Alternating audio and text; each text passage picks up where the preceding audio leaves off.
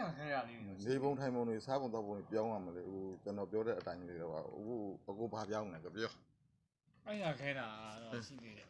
ကြိုက်တာခဲတာကြ ကောင်းကောင်းပါလေ ကြိုက်တာခဲတာအခုအရင်ကဘာဖြစ်တာဆေးမတော့ခင်ဘလို့ဖြစ် အရင်ကတော့စီးကြိုတွေတက်ပြီးတော့ဘာလဲပဲ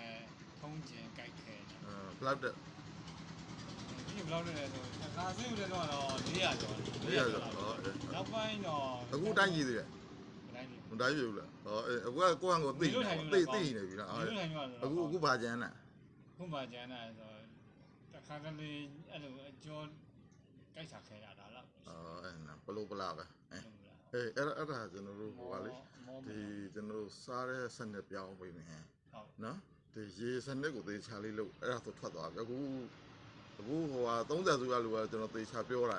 ကျွန်တော်ပြောတဲ့အတိုင်းသူကလည်းလှုပ်လဲပြောသူစက်တွေနဲ့တိုင်းကြီးอ่ะသူကဒီအစာမစားခင်မှာ90ပဲရှိတာအစာစားပြီးလို့ရှိရင်130ရှိတယ်ဒါသူအခုတိတိကျကျသူတိုင်းနေပါပြီအခုအကောင်အလွတ်ပျောက်သွားပြီပေါ့နော်အဲကြောင့်အခုစားမှုတောင်းမှုကိုပြောင်းမှန်းနေမှုထိုင်မှုပြောင်းမှန်းလားဒီအပူထုတ်မှသူကဒီကျွန်တော်တို့တစ်ခုတည်းအားကိုးနေလို့မရဘူးနော်ဟုတ်ပြီကျွန်တော်ပြောတာကိုစိတ်အခုဘယ်နဲ့လဲအဲ့လိုဖြစ်သွားကိုစိတ်ချမ်းသာလားစိတ်ချမ်းသာပါပြီနော်ဖြစ်တယ်ဘယ်လောက်ကြာအဲ့ဒါကြာပြီလားဒါဆိုစိတ်ညစ်တာတော်တော်ကြာပြီပါ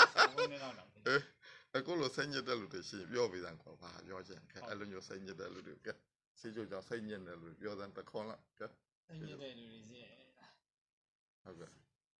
ကျွန်တော်တို့လိုပဲပြောရှင်ဆရာလက်ပံပါရှိပါတယ်လို့ဟုတ်ကဲ့ပါဟုတ်